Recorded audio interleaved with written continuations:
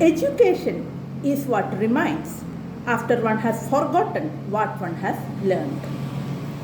This was the last question from 2023 in the general essay paper. Now, let's try to understand the meaning first. After we forgot everything which you learned, then what remains? That is education according to this statement. Now, while we are in a school or a college, we'll be studying a lot of things, we'll be memorizing a lot of things for examination, and then we'll be writing the exams, things like that. In this process, you will be, depending a lot on the rote memory and reproduction of the same in the exam paper.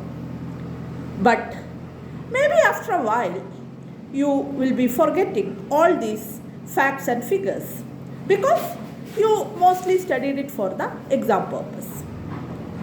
But after all these, mugging up and writing exams, what are the things remains?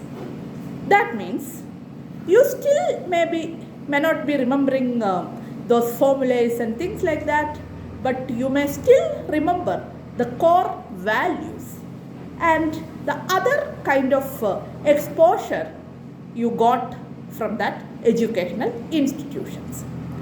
And underneath all these facts and figures, you may be remembering the core principles of the discipline as well.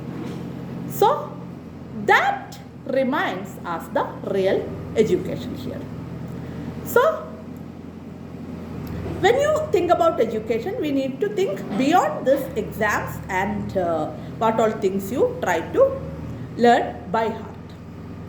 So that's the meaning, and UPSC often asks a lot about education related topics in the general essay paper.